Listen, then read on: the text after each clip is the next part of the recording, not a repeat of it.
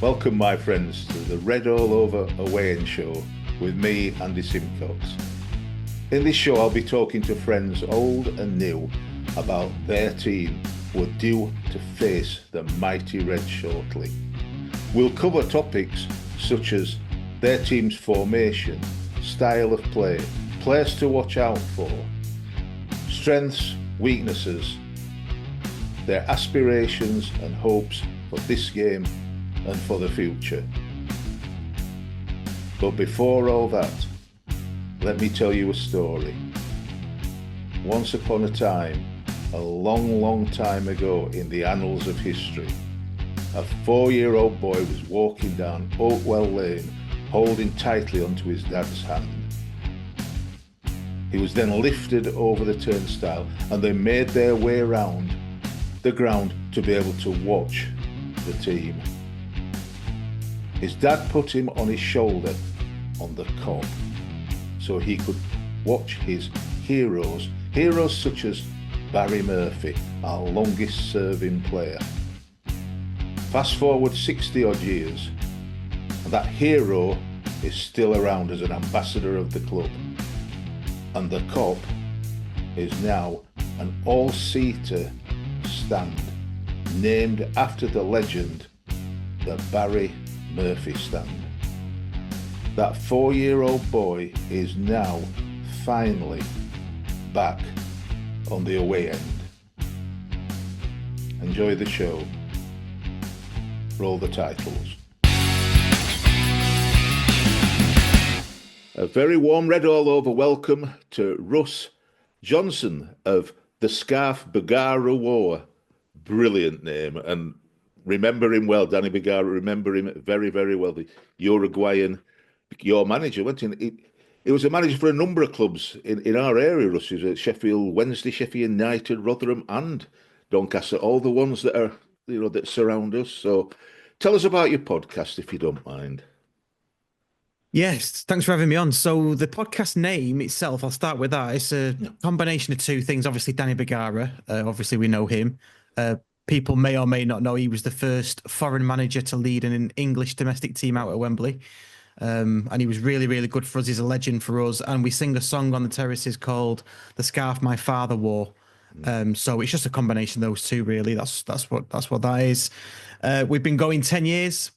Our first podcast was the day after we got beat 6-1 by Wrexham in the FA Trophy back in National League North. So why we started a podcast, I've no idea. It just seemed like a good idea at the time. It's been going ever since.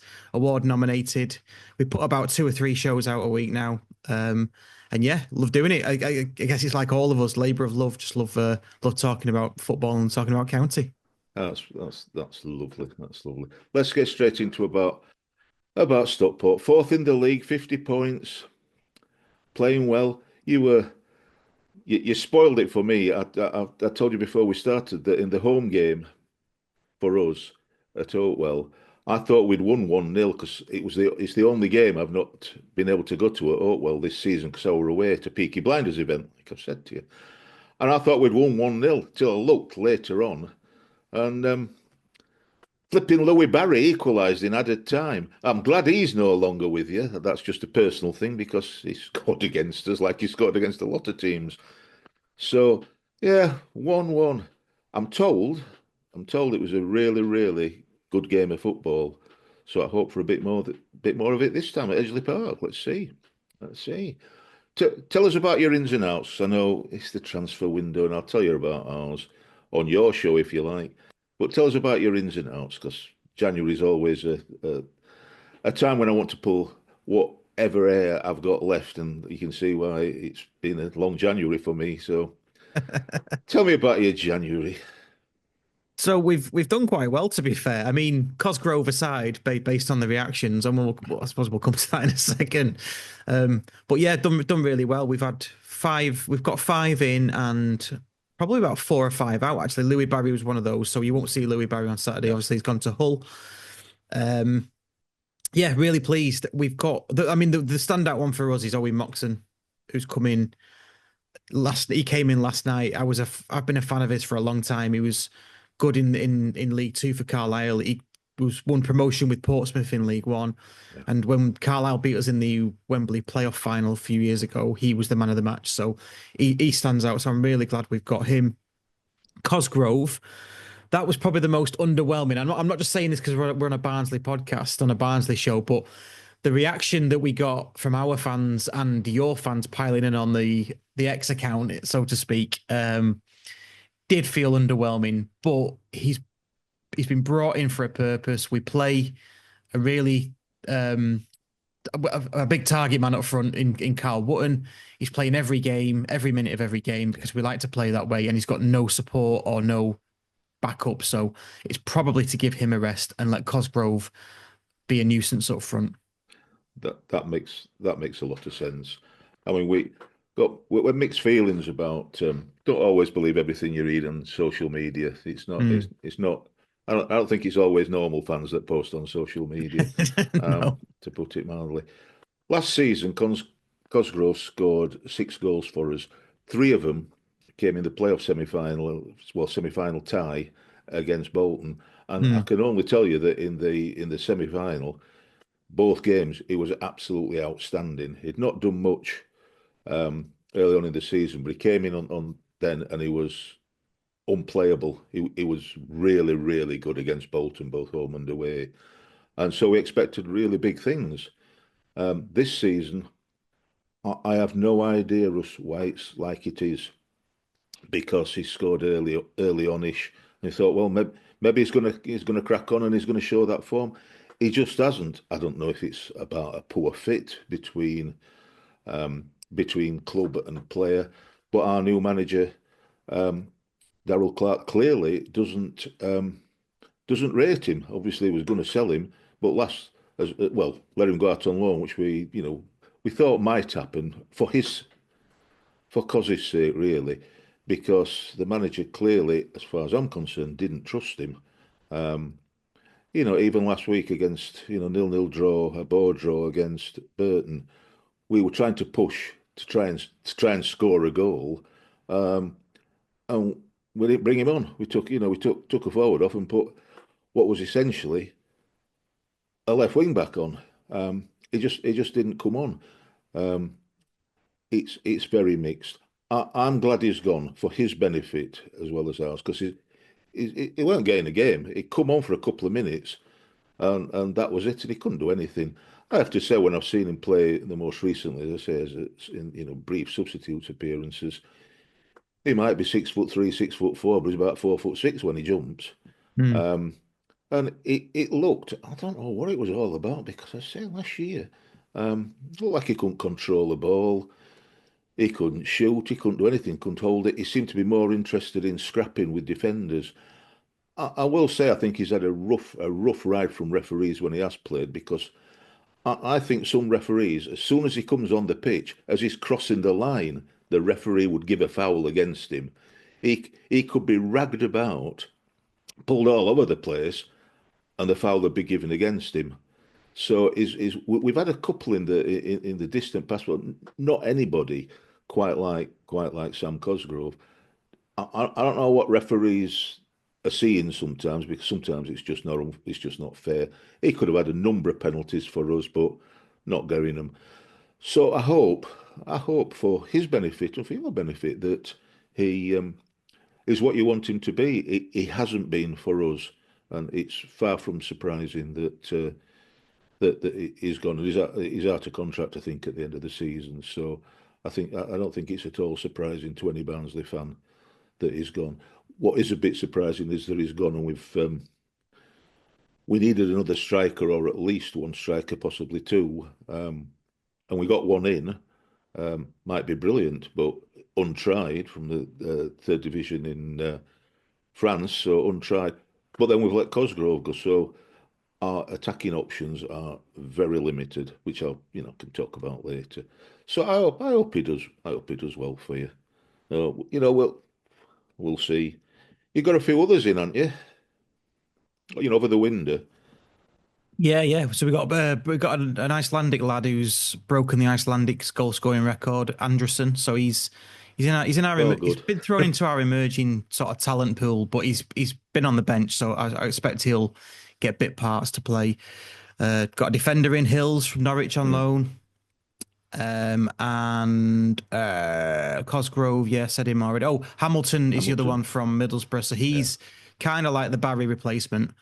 He's high, wide left, likes to dribble, likes to, as our director of football calls it, is a penetrator. Yeah. So that's what Barry was, and that's what Hamilton's been brought in to do. He's not quite done that yet, but not really had the game time. So hopefully we'll see the best of him as the games develop.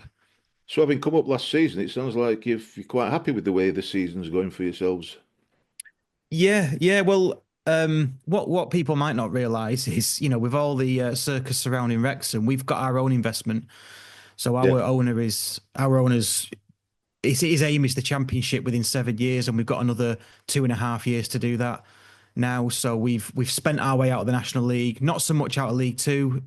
We're sort of gearing up now for the long-term strategy, which is buying youth. Some experience in there, like Ollie Norwood, you definitely say that's experience, but buying youth and then developing that so we can sell them on later and be sustainable in the championship, and a ground to go with it as well. All the plans are laid out for the ground to be built up as well. So it's no surprise to us where we are.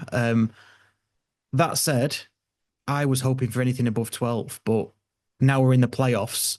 You know what it's like. Expectations go up. Everyone gets a bit hungry, don't they? So yeah. Get a bit giddy sometimes. Yeah, exactly. Yeah. Chufties. About 3 weeks ago, we got really giddy because we won 4 games on the trot against some really difficult opposition like your Boltons and your Peterboroughs and Wrexhams and what have you. And we're in the playoffs with 5th, and we're talking about can we get to the top 2? And then we've lost. Then we've lost 3 and drawn 1 and dropped to 10th like a brick. We were playing really, really well, and all of a sudden we can't pass it, we can't defend, we can't attack, and we've been doing exactly what we did against you in the home game, conceding goals in added time. It's endemic. It's absolutely ridiculous what we've done. I don't know. I mean, I know you've got Kyle Wootton up front, who scores a good number of goals, hasn't he, that can take over the mantle. Norwood, like you said, I remember Oliver Norwood at Sheffield United, good player. Callum Connolly, he played for us a short while. He had a short loan with us from, was it Everton or Leicester? I can't remember, to be honest. I think he's an Everton lad, is he? I think he might be Everton. I think it's Everton. Yeah, I think it's Everton. And then you've got a player that I've loved for ages, and I wish we'd always signed it, and never got close. When he was at Lincoln, I think it was brilliant against us. And this is what scares me. He played his best football, as I understand, against us, and that's Jack Diamond. Fabulous name, and a smashing player against us. He has a field day against us. He loves playing against us, Jack Diamond. So that's worrying me a bit for Saturday, for the early kick-off on Saturday. Yet again, an early kick-off. I think we've got a lot of early kick-offs coming up. I don't know. That's a bit daft. You've told me a bit about your style. You get up to a big man. What I can't remember and don't know, Russ, is what your formation is and how your general style is. Yeah, I'd say 75% of the time he goes with a back 5, so we play 2 wing backs. Yeah. It's usually, in the last few games, it's been Torre on the left and Macaulay Southam Hales on the right. Yeah. But then we play the 2 outside midfielders, if you like, left and right. They do go high, wide and left, high, wide and right. And then Wootton is sort of like in the middle as you pivot. Target man in the middle, I guess, and then you'll have a player running through the middle from midfield. So that's generally how it's been. But if the play dictates it, if the match dictates it, he's happy to go to a back 4 and play flat back 4 and then go sort of 3 and 3 as well. So it just depends what he knows, what Challoner knows about your lot, your lads, and what he goes with. But last 3 matches, probably 4 matches, it's been 5 at the back. So I would expect that on Saturday. Yeah, that sounds similar to us. We play, we wing backs, back 5. It's just that we got 3 defenders. I don't think we can trust 2 defenders. I'm not sure we can trust 3 defenders at the minute. They're not doing very well. 3 in midfield and 2 up front. So One holding just in front of the defence and two midfield players further forward, and then two strikers. Well, we shall see. You're in a great, unlike us, you're in a great seam of form at the minute. In the last 6 matches you've won, whether it's in total or at home, both last 6 matches, you've won four, drawn one, and lost one. So Yeah. it's excellent, absolutely excellent. It's looking a bit of a worry for us that you're on a great thing of form and, well, we're not. Well, I don't know because we were on a great run of form earlier in the season when Leighton Orient came to our place and smashed us 4-1. Everything they seemed to touch went in the back of the net. What is impressive for us was the match on Saturday against Leighton Orient. They were the form team of 15 matches. We went there and they couldn't lay a glove on us. I'm not even sure. They probably had shots on target, but I didn't go myself. I watched the highlights, but yeah, they couldn't lay a glove on us. So that was really impressive from us. And that's missing our best central defender who's out injured, Fraser Horsfall. Yeah. And that's without any of the loan players that we've got in, because obviously we signed 3 yesterday, 2 earlier in the campaign. Hamilton, I think, came on late. I think he came on late. So that's just with the players we've got. So we're really confident at the moment that we can beat anybody, and we we've beat Wrexham this season as well as yourselves, and we almost beat Birmingham. They got away with it at Edgeley Park. So there's no team that we can't compete with in this division. We were very disappointed against Wrexham because we easily matched them when we played them in Wrexham, and funnily enough, they scored an injury time winner. Did they? Yeah, you do surprise me. It's just. I think I've seen a stat that says that in the last 75 minutes onwards, we've conceded more goals than anybody in any of the divisions, which sounds about right. I would say we've probably conceded more goals in added time than any team. So it don't bode well. At 0-0 against Burton, it was always possible. We were still nervous. We were trying to score, but still nervous that we could concede because we'd done it in the previous 2 games, and against Stevenage, and it just gets ridiculous. And Wickham as well. We beating Wickham at Wickham, they equalised, and then added time, and it's just. I think something switches off. It's got to be down to the manager, though, right? You've got to stay switched on, but the manager's got to motivate them to stay switched on and drill that in. He's coming in for a bit of stick, Darryl Clark. I must admit. So is the board at this minute. The board's coming in for a lot of stick, but I'll talk about that more on your podcast if you want. I've seen what you want me to talk about, so I'll talk about that at length. So you'll be quite. Love Dave Chandler, like Dave Chandler as a player, but as a manager, he's been absolutely blinding for you. I mean, you've just gone up and up and up. I know he's getting backed, which is a sore point for me personally, that you've got you're backing your manager. So what's he like? What's he like as a guy? He's brilliant. I mean, I've interviewed him 3 times now in person. He's just really good. If anything, I'm sure you won't mind me saying this. He's a bit boring because you ask him a question and he'll play it with a straight bat. Yeah. He's very good at talking pre and post match to a point where he doesn't dig out any players, but he might dig out the group, but he doesn't dig out specifics, individuals. And he goes to a point where he makes his point and sort of leaves the players in no doubt where they stand. And I think he's really good at that. He's probably really good at man management. But the thing with Dave Challoner is, yes, he's been backed. You've still got to do it with the money that you've got. You've still got to put a good team together. And he's done that now for 4 years, yeah. 3 years? 4 years, I think it is. 2021 he came in. So you've still got to do that. The thing that really is backing him up is we've got the director of football who came in when the owner came in, and he gets the players. He takes a lot of that pain and stress off Challoner when it comes to that. looking for players and how they fit into the team and things like that. So, yeah, we really do them two together. We really, really value them too. I've got to. I'm going to ask you a few things about. We've got some players. I've got a list of some players that have played for or been, Yep. been with both clubs, if you like, both ourselves and you. So I'll talk about them in a little while. But as I told you before, we've got two young 11-year-old twins called George and Isaac, or Little Al and Andy, like Ant and Dec. They're going to think they're going to take over from me. Dear me. Isaac's little Andy and George's little Alan, after Alan Smith, who's the other old codger on our show.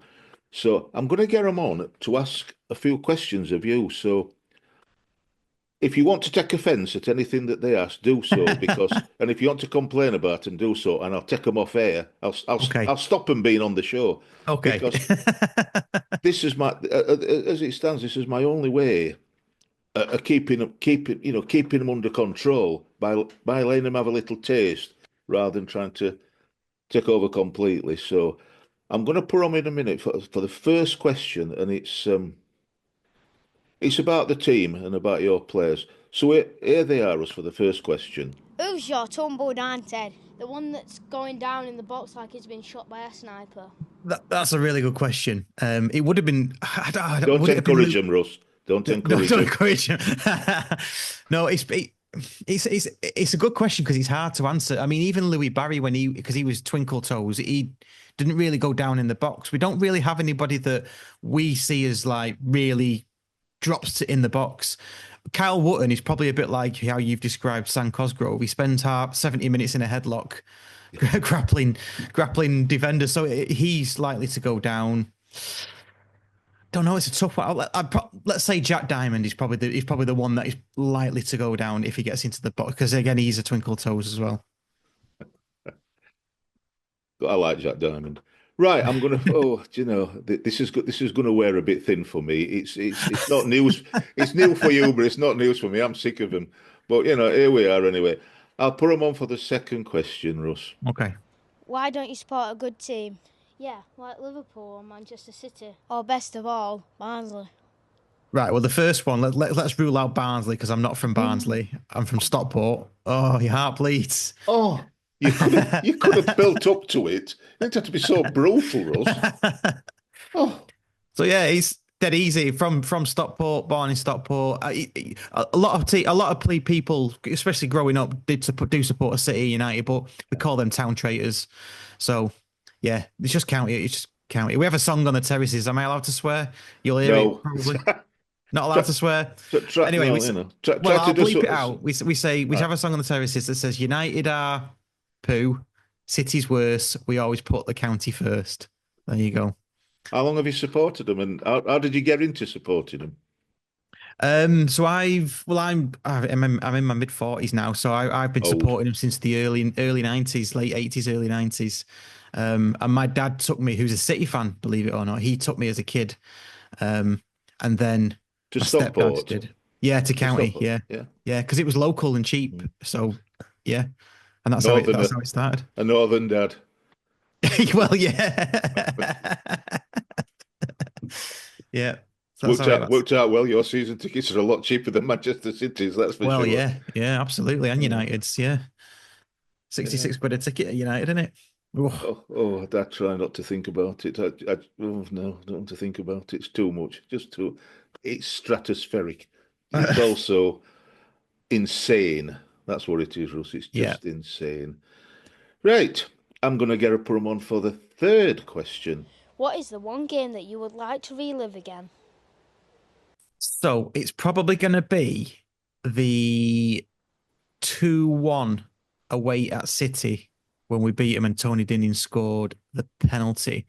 Reason being is because I didn't go and I couldn't go. I don't think I had enough money at the time. I'd just left school and before working, so my mum and dad didn't have any money, so I couldn't go. So I'd like to relive that and watch that goal going in from Tony Dinning at Main Road. That'd just be excellent because it's never going to happen again. Let's face it.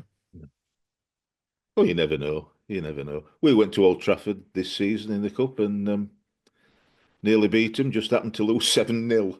So it was close. It was close. Dear me. Finally, oh dear, finally. I'm going to put them on finally. And then you can relax from them. So here they are. Who is the best player that you have ever seen play for your club? So I've got two for this, if you Yeah, don't mind. that's So fine. I think the best player to ever play for County is probably George Best. I don't think Not there's bad. getting away from that. Not bad. So, but I didn't see him, so he's probably the best player that's ever played. In terms of sort of world football, my favourite ever player that's ever played, and I think he's the best ever because he was in the championship with us, was Tom Bennett, Mm. central midfielder. You may or may not of an age, possibly you may or may not have known him, but yeah, he's my favourite player, and I've interviewed him as well, and he's a lovely guy. So they say don't never meet your heroes, but I met him and he was superb. So really enjoyed that. Oh, that's lovely. I've got a list of players. It took some finding. We've got a list of players that have played or been involved in both clubs. Now we've got a university guy called Harry Brown who gets stats for us and is I don't know where he finds them. He's absolutely wonderful with it. But he's got a list of people.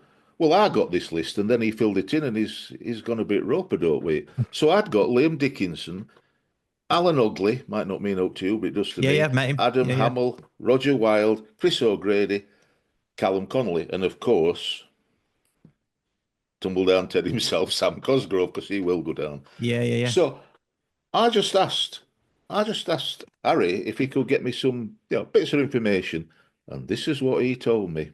Liam Dickinson, I'm going to read from my iPad.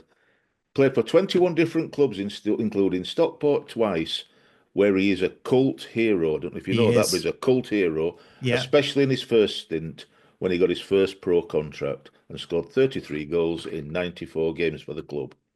He scored the winning goal, you probably remember this, in the 2008 League Two playoff final for Stockport and earned himself a move to Derby for £750,000 in 2008 after their horrid Premier League season.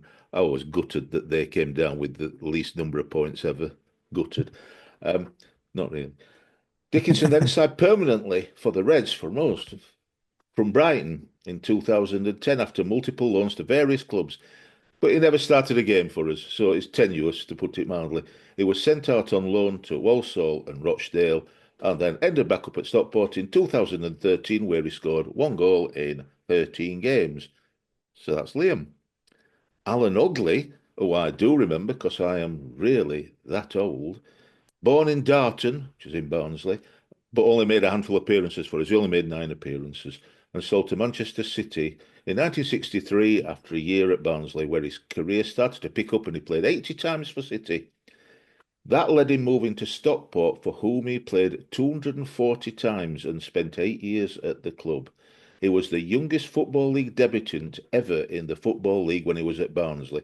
However, he was succeeded by another former Barnsley player in 2008 as being the youngest for us by the name of Ruben Noble Lazarus, which may mean up to you, but it does to me. Then we come to the big one, as far as I'm concerned. Well, one of the big ones, Adam Hamill. Adam Hamill. I think, well, according to Harry, he's the best footballer at Barnsley he's ever seen. Originally loaned from Liverpool in 2009, Hamill scored one goal in his first 14 games for the Reds, which led to us signing him permanently at the end of the season. He stayed for 2 years, scored 12 goals in 64 games, and earned a move for some good money to Wolverhampton Wanderers. He struggled at Wolves, had a couple of loan spells at Huddersfield, um, and shipped to Huddersfield permanently away, failed to pull up any trees, according to Harry, and I think he's probably right. 2015, he made a sensational return to the Reds, and he certainly did, Russell. I'm going off script a bit here, because we were at December, we were down at the bottom of the league. This was in the Championship, down at the League One, down at the bottom, and looking dead and very many points adrift. We signed Adam Hamill and an upturn because we kept winning and winning. Other teams around us kept flipping winning, which didn't help.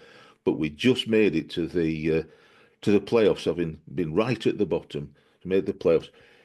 So he dragged us, and it was him with his ability. He dragged us up to it, and we were both. Well, we now call Wembley Oakwell South, or we did, because in that season, in 15 to 16, so in 2016, we played at Wembley twice.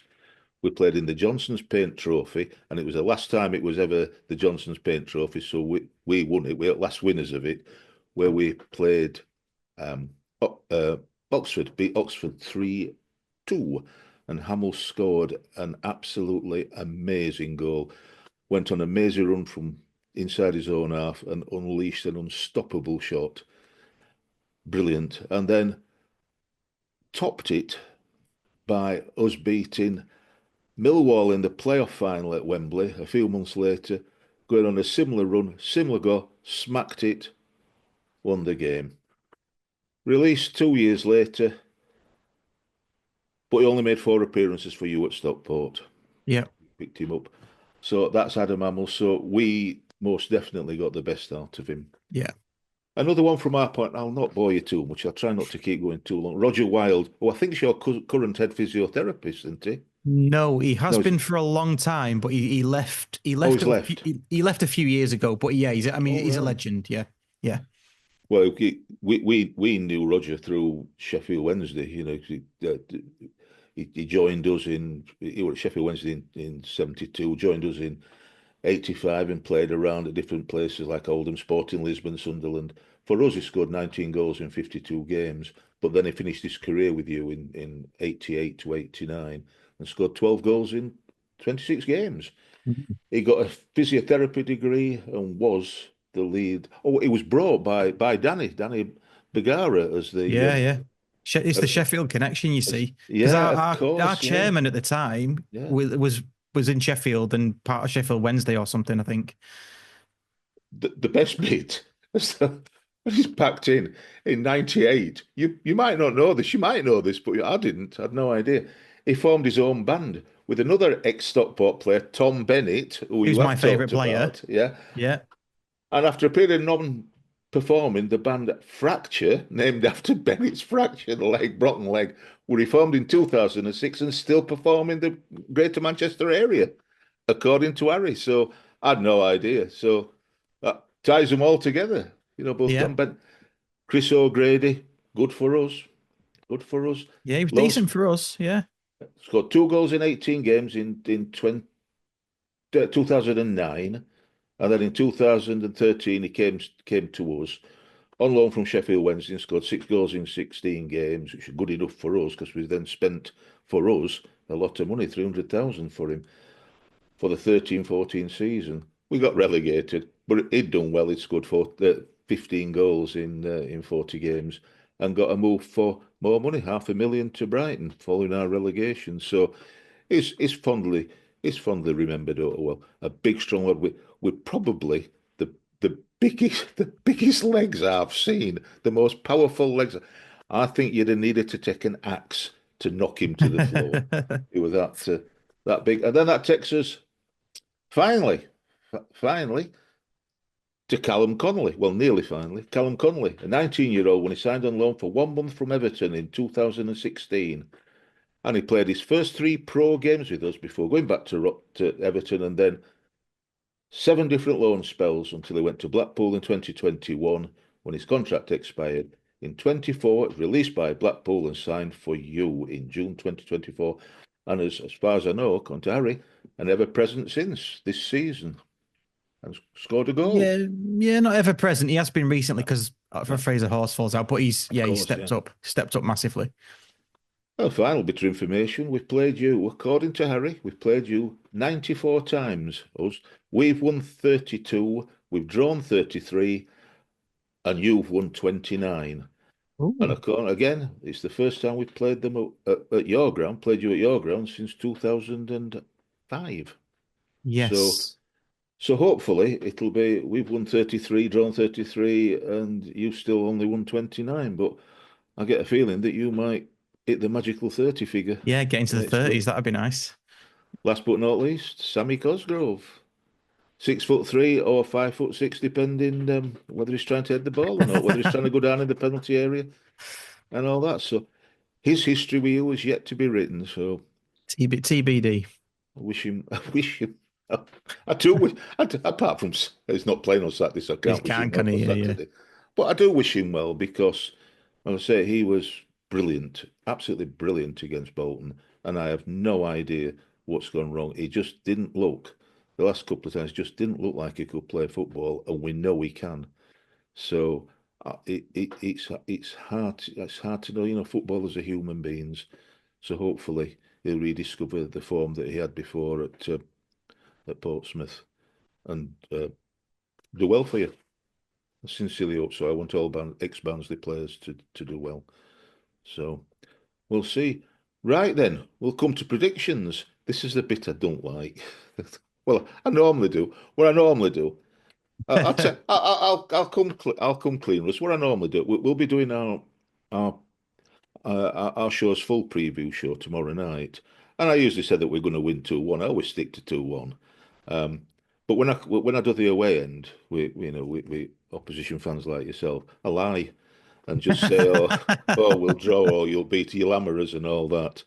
Um, and but I'm not going to this time. I'm not going to lie because I don't. You're too nice a guy to lie to. Oh, thanks. It's just too nice to lie to. It's not. It won't be right. So first, before I tell you my rubbish, what do you think it's going to be? Go on, upset me even more. Go on. Yeah, well, I think we'll win. I think we'll. I hate to say this, but I think it might be comfortable for us, given the poor form you're in. So I'm going to go for a 2-0 to us. I thought you were going to go a lot more than that, if I'm honest. No, I don't want to tempt fate. A lot more. I were hoping that you're going to go 4-0 or 5-0 or something like that, and then we beat you 2-1, and I can rub your nose in it on on No, emails and what have no, you. no. I've been doing it a long time. I've been doing it a long time. Well, and this is the thing. Like I said right at the start, we won four really good games, and we were all getting. It's silly, isn't it? Giddy. We were all getting Yeah. giddy, and then three defeats, and late goals, and just can't pass it, can't defend, can't attack. It just gets a bit wearing. So unlike you, we're in a good seam of form. We're in an appalling seam of form, and it's whether we can pull ourselves out of it. We have before. Um, So it's the Barnsley way to lull people into thinking that we're going to be hammered, and Well, then we don't. But I have said that for the last two last two games and all. So to be absolutely truthful, I don't see it changing very much.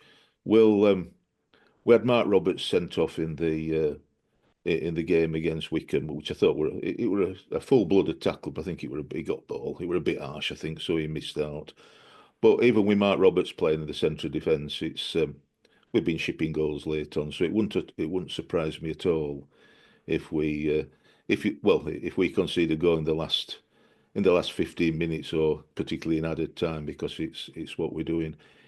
If we play like we can play, we'll give you a good game because sometimes our passing can be really crisp and really good. But to be absolutely honest, we couldn't we couldn't pass it to another Barnsley player hardly in the last few games. It's been the number of times we've given the ball away has been quite shameful. I don't know how it's happened. If I'm honest, the transfer window's not been great for us. They've done more or less what they said at the start. They said that we need a new goalkeeper, and we have got a new goalkeeper in Gauchi, who I think will be a pretty decent goalkeeper. It's resulted in Ben Killip, who's been the first choice recently and not done too bad. Leaving, he's gone off to Portsmouth permanently. We've signed early in the window. We signed a left back, Neil Ferrugia, and he looked from Shamrock Rovers, and he looked really promising. But he's injured. Whether he'll be fit for this weekend, I don't know. But he was injured. Um, we they said they'd sign a left wing back, a goalkeeper, and a striker. Well, we signed a striker in Clement Rodriguez from the third tier of French football. I know very little about him, very little at all. But having having lost Max Watters to injury, he's going to be out for about 5 weeks. We've only had Davis Keeler-Dunn, who's essentially a midfield player, playing up front with Stephen Humphreys, who I personally think's a winger rather than he can play as centre forward. So we're a bit, although they can both play when they're on the game, they can both play. We haven't got don't seem to have the power up front, and we've just not trusted Sam Cosgrove. So we're letting Cosgrove leave one striker in anywhere near enough for what we needed. We needed a real quality, strong striker, and there's been a number about that other teams have signed, and we haven't. So it's causing a lot of animosity towards particularly towards the owners and the board, not backing the manager. So they said they've done what they were going to do. That we got a loanee from Wolves at a right wing back, Dexter. I can't pronounce his surname, but Dexter, who was at Rotherham for a while. And we needed that because Barry Cotter, who's our other right wing back, as well as Corey O'Keefe, is injured, and could be out for a bit. We don't know. So things are looking a bit thin at the moment, and not looking very much like we can score much.